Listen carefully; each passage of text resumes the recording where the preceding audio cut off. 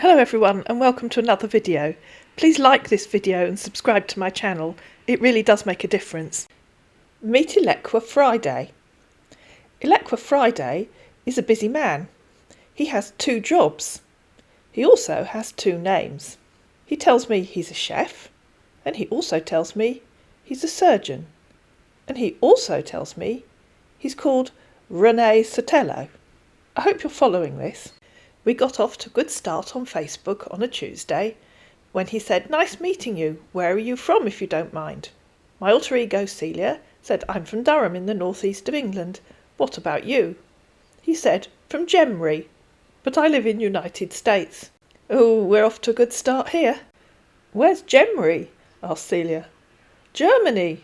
Wasn't that obvious, Celia?" "Where in the US are you?" she asked. "Washington, D.C. If you're dating online, there's nothing like a good sob story to reel in your victim. Impress the one that you love. So our man said, "I'm 53 years old widower. My wife died of a leukemia cancer 5 years ago, and I have 1 son." "Oh, I'm sorry about your wife," said Celia. "How old is your son?" "He's 14. Are you on Google Hangout so we can chat there?" I know I've said this before, but the scammers will often suggest that you change to Hangouts or WhatsApp because they know that Facebook will delete their fake profile. Think very carefully if the person that you're talking to online suddenly decides to ask you to change to Hangouts or WhatsApp. So they moved to Hangouts, where Elekwa Friday suddenly became Dr. Renee Sotello. And Celia said, "Tell me about your son. Does he live with you?" And he said, "No, dear. You must have heard about the peacekeeping in Syria. My son is in boarding school." That's another very common story that the scammers will tell you. Celia told him what she did for a living and then asked what he did. Here we go. "I'm a professional," he said. "Professional what?" asked Celia. "I take care of the soldiers here. I treat them also." "You mean you're a nurse?" asked Celia. "I do the cooking sometimes," he replied. "Yes, I learn about orthopaedic surgery doctor too. So I do both." I told you he had 2 jobs. Then he resorted to another classic scammer technique. "Please send me your picture. Recent picture of you, dear." They made the usual small talk, and Celia asked him how long he'd been in Syria. He said, "I'm in Syria now for 3 years, but I'm retiring next month." "Oh, that'll be a relief," she said. "Yes," he said. And then resorting to Google, because when you don't have a lot to say for yourself, Google will always fill in the gaps, said, "I'm looking for a lady who's ready for a serious relationship that can lead to marriage, a sincere, honest, caring, understanding and loving lady to spend the rest of my life with."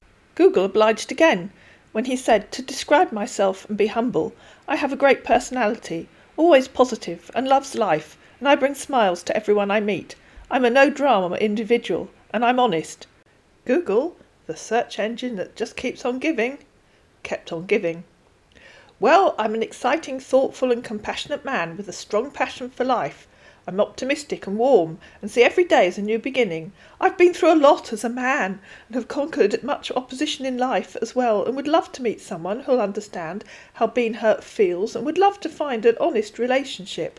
Google kept on giving, but I'm not going to keep on reading. Just pause the video if you want to read it, and as usual I apologise to any visually impaired viewers.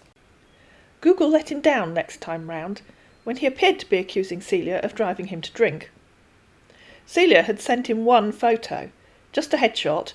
You couldn't see what she was wearing, but Google didn't know that, so Google said, "I'm still watching your photos because I like your style of dressing, and to be sincere, your beauty has captivated my soul and your charming eyes has captured my heart. In a nutshell, you actually look amazing, and my head is going whiskey right now." Google continued, "I just wish we're together right now having this conversation face to face, but nevertheless, it's just a matter of time for us to find out if we're compatible with each other." Another clue that you might be talking to a scammer is that they will suddenly insert a completely random question into the middle of a conversation. Questions they will ask might include, "Well, let our man tell you.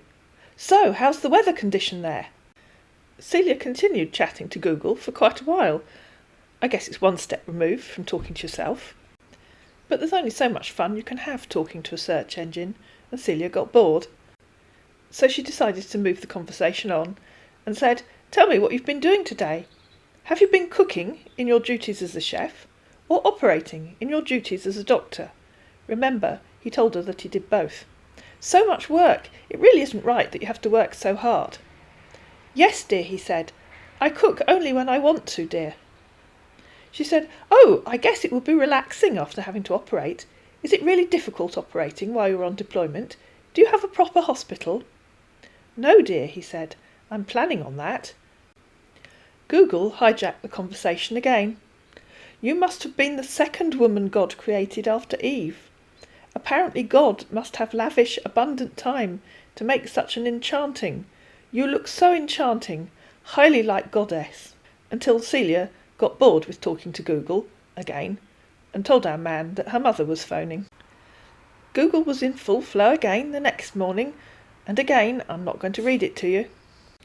The following morning he said, "I want to build a hospital in America as soon as I retire, and I intend to run it with my wife.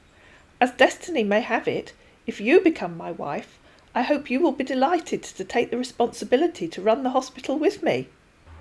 "I'd love to help you run your hospital," said Celia. "I'm a good administrator." Celia spent the next day talking to Google until our man said, "Honey, I have something to tell you, my love." "What?" said Celia. "Is it good news?" And so we come to that all-important question that goes into every video. What did he have to tell Celia? "Honey, I'll be cut off from the internet today if I fail to pay bill. And when that happens, we can't talk anymore. Please, honey, can you please help me with a Steam card?" Celia suggested iTunes instead, which he accepted. He said, "But you have to be careful, my love. You know I love you. Honey, when you get to the shop, you can't just see the one of £250.